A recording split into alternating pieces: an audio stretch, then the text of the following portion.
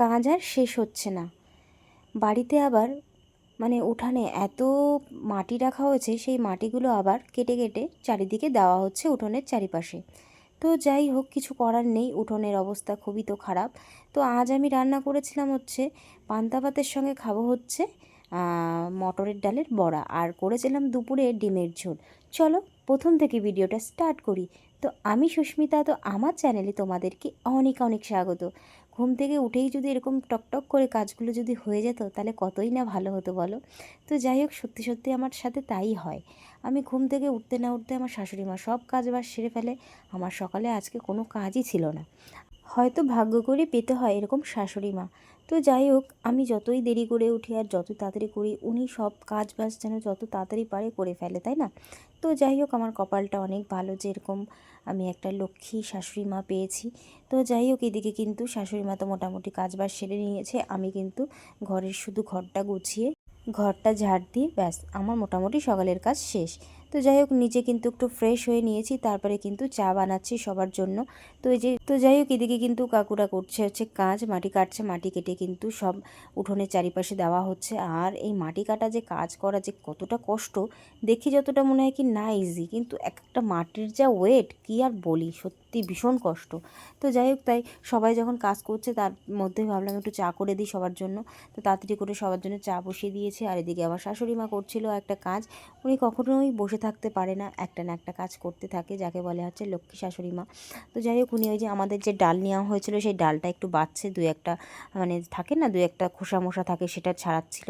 আর এদিকে কিন্তু কর্তামশাইকে দিয়ে দিয়েছি কয়েকটা ড্রাই ফ্রুটস, বাদাম থেকে শুরু করে তোমার কি বলে ছোলা টোলা ছিল, সেগুলো খেয়ে নিয়েছি। তার সাথে কিন্তু আমিও খেয়ে নিয়েছি, কারণ এই কী বলো তো, একটার পর একটা কাজ থাকে, খাওয়া ঠিক মতো হয় না। আমি যখন তাড়াতাড়ি পারো নিজে একটু খেয়ে নাও আর সবাইকে খাইয়ে দাও, এটাই হচ্ছে কাজ।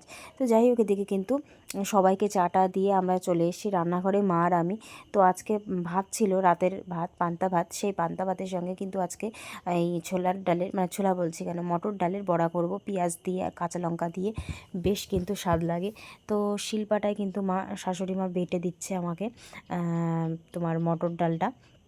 এই ডালটা এই বছরে নতুন ডাল আমরা কাকার থেকে নিয়েছি, কারণ কাকা এই চাষ করেছে। প্রায় 10 কেজি মতো নিয়েছি, তোমাদের আগের ভিডিওতে দেখেছি। তোমরা যদি ভিডিওটা না দেখে থাকো অবশ্যই কিন্তু ভিডিওটা দেখো। তো যাই হোক, এদিকে কিন্তু এক এক করে ডালটা বেটে নেবে। প্রায় ঘন্টাখানিক মতো ডালটা ভিজিয়ে রাখা হয়েছিল। এদিকে কিন্তু ডাল বাটাটা হয়ে গেছে, তারপরে কিন্তু আমি পেঁয়াজ কুচি করে দিয়েছি, কাঁচা লঙ্কা দিয়ে দিয়েছি। তো এদিকে শাশুড়ি মা মাখিয়ে দিয়েছে।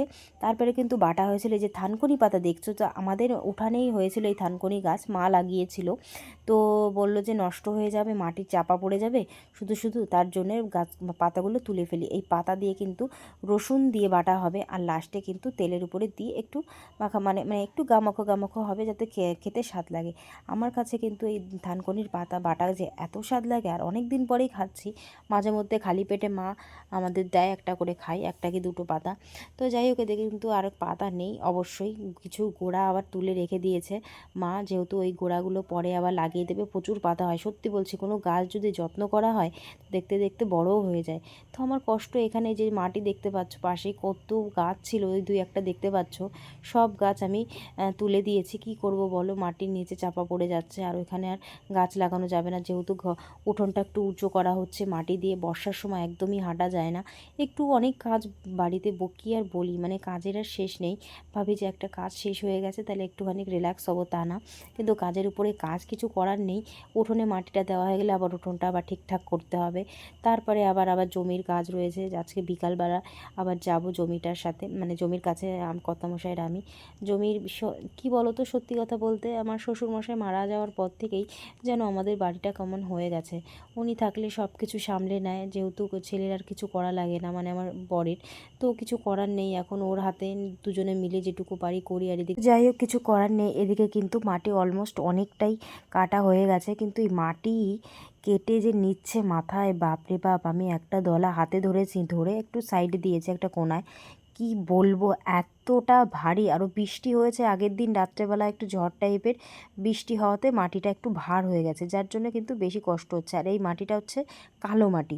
তো যাই হোক, এদিকে কিন্তু মাটি কাটছিল, তারপরে আমরা একটু রাস্তায় চলে এসেছি। এসে এখান থেকে নিয়েছিলাম হচ্ছে, ঘরে ছিল না কাঁচা লঙ্কা, তা ভাবলাম কাঁচা লঙ্কা নিয়ে নিই। এখানে 250 মতো নিয়েছিলাম কাঁচা লঙ্কা।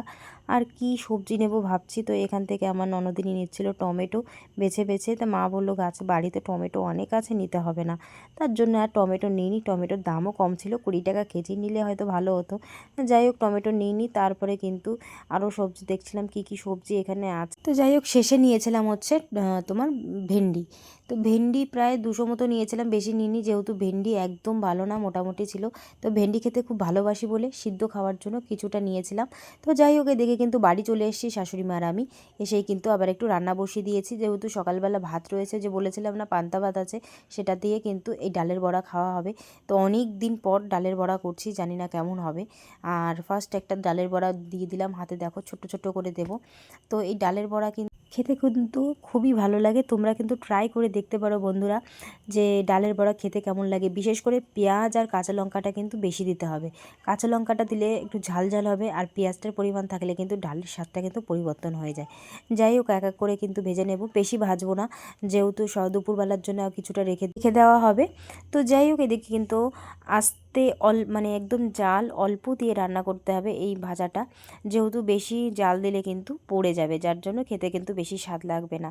তাই একদম ধিমে আঁচে রান্না করতে হবে এই ভাজাটা। তো যাই হোক, অনেক দিন পরে করছি, আর কিন্তু গরমও পড়েছে। সকালবেলা বেশ হাওয়া দিয়েছিল, বেশ ভালো লাগছিল, এখন আবার রোদ্দুর পড়েছে, ব্যাস হয়ে গেল গরম। আমার একদম গরম পছন্দ হয় না, জানি না কেন, আমার একটু ভালো লাগে না। শীতকাল আমার কাছে বেস্ট, যতই শীত পড়ুক না কেন, শীতকালে ভাই সব কিছুতে মজা। এই গরমকাল আসলে আমার রান্না কেন, সকাল থেকে কাজ শুরু করে ওই রাত পর্যন্ত যাই করি না কেন, আমার বিরক্ত বোধ হয়। আর ঠান্ডাটা বেশিই লাগে আমার এই গরমকালে। যাই হোক, কিছু করার নেই, যে ওয়েদার আসবে সেটা আমাদের মেনেই নিতে হবে। যাই হোক, মাঝে মধ্যে একটু বৃষ্টি হলে ভালো, ঝড় যাতে না হয়, ঝড়ঝাড়ি হলে ওই যে কারেন্ট চলে যায়, নানান তাল, আমার একদমই ভালো লাগে না। যাই হোক, এদিকে কিন্তু দেখো আমার ভাজাগুলো হয়ে গেছে। এই জলালা ভাতের সাথে কিন্তু মানে এটা পান্তা ভাত বলে, জলালা ভাত না, এটা পান্তা ভাত।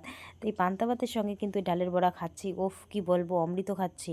মানে আর কটা ভাত হলে হয়তো ভালো হতো, কিন্তু কিছু করার নেই, অল্প ভাত দিয়েই মুড়ি দিয়ে খেয়েছিলাম। আর বিশেষ করে হ্যাঁ, এই যে মুড়িটা নিলাম, এটাতে খেতে কিন্তু বেশি ভালো লাগে। তোমরা কিন্তু ট্রাই করে দেখতে পারো, এই পান্তা ভাতের সঙ্গে কিন্তু মুড়ি দিলে আরও স্বাদ জন্য দ্বিগুণ বেড়ে যায়। আমার তো বেশ ভালো লাগে। তো যাই হোক, এদিকে কিন্তু খাওয়া দাওয়া সেরে আবার তাড়াতাড়ি করে দুপুরের রান্না বসিয়ে দিয়েছি। দুপুরের রান্না আজকে করব হচ্ছে ডিমের ঝোল সিম্পল, আর ওই যে পাতা দেখেছিলে থানকুনি পাতা, ওই বাটাটা হবে, আর হচ্ছে বড়া আর আলু সিদ্ধ দিয়েছিলাম। এই আলু সিদ্ধ দিয়ে কিন্তু বড়া খেতে আবার একটু আলাদা টেস্ট। তো পান্তা ভাতের সঙ্গে একরকম খেয়েছি, আর আলু সিদ্ধর সাথে কিন্তু দুপুরবেলা খাবো। তো চলো, এদিকে কিন্তু বাড়িতে কাজ চলছে, প্রায় 12টা 12:30 পর্যন্ত কাজ করবে, মাটির কাজ। আর এদিকে কিন্তু আমি রান্না বসিয়ে দিয়েছি। তো এদিকে কিন্তু ডিমগুলো সিদ্ধ করে নিয়েছি, ডিমগুলো ছোট্ট ছোট্ট ছিল। আর ডিম ছোট থাকলে আমি একটা জিনিস দেখেছি, বেশ ভালোই হয়, ডিমগুলো কিন্তু ফাটে না। যাই হোক, এক এক করে ডিমগুলো ছোলা হয়ে গেলে কিন্তু একটু ভেজে নেব। ভেবেছিলাম হচ্ছে অমলেট করে রান্না করব, মানে একটু ভাজা করে আর কি। ডিম ভাজা করে রান্না করলেও কিন্তু মশলা দিয়ে বেশ ভালোই লাগে। তো ভাবলাম না, দুবেলার জন্য করব আবার ডিম। তো দেখো আমার সঙ্গে কে দেখা করতে এসে, এটা হচ্ছে আমার জায়ের দিদির মেয়ে কৃতিকা। আর আমার ননদিনী এসেছিলো আদুরানি, তো ওর সঙ্গে গল্প করছিলাম। আমি বললাম বস একটু গল্প করি। তো যাই কিছুক্ষণ ওরা বসেছিল, তারপরে চলে গেছে। তারপরে আমি কিন্তু আবার রান্না, মানে আমার মতো রান্না আমি স্টার্ট করে দিয়েছি। কথা বললে কি বলো তো, পাশে থাকলে কেউ না ভালোই লাগে। তো যাই হোক, একার মতো একটু ভিডিও করলাম, ভিডিও দেখলাম ফোনে, বা আমি ফোন দেখি অনেক সময় রান্না করি। আমাকে আমার শাশুড়ি মা মাঝে মধ্যেই বলে, তুমি যেই ফোন দেখো রান্না করো, তোমার অসুবিধা হয় না? আমি বলছি না, আমার আরও সুবিধাই হয়। একা একা রান্না মনে হয় কি, ফোনও দেখলাম এদিকে রান্নাও হয়ে গেল। তো যাই হোক, সবসময় তো ফোন দেখা হয় না, যে ভিডিওটা করছি তখন তো ফোনটা দেখা হয় না। তো যাই হোক, এদিকে কিন্তু আমি মশলাটা দিয়ে কিন্তু সুন্দর করে কষিয়ে নেব। বন্ধুগণ, তোমরা কিন্তু অবশ্যই কমেন্টে জানাবে যে আমি কথাগুলো বলি, তোমাদের মানে কথাগুলো কেমন লাগে, অবশ্যই কিন্তু কমেন্টে জানিও। আমি আমার নিজের মতো আমি কথা বলি। আমি দেখেছি যারা ব্লগিং করে এত সুন্দর করে কথা বলে, একদম শুনতে ইচ্ছা করে। আমার কথা জানি না আমি কেমন বলি, আমি সত্যি বলছি, আমার মনের দিক দিয়ে আমার যেমন মনে হয় যে হ্যাঁ আমি এরকম, হ্যাঁ আমি এরকমই, যেরকম কথা বলতে ভালোবাসি, আমি ভীষণ কথা বলতে ভালোবাসি, কিন্তু এই ভয়েস দিতে গেলে যেন কেমন যেন কথা বলি, ঠিক এদিক থেকে ওদিক হয়ে যায়, কিন্তু কিছু মনে করো না। আর যদি দেখো, বলতে বলতে কিন্তু আমার ডিমের ঝোলটা প্রায় হয়েই গেছে।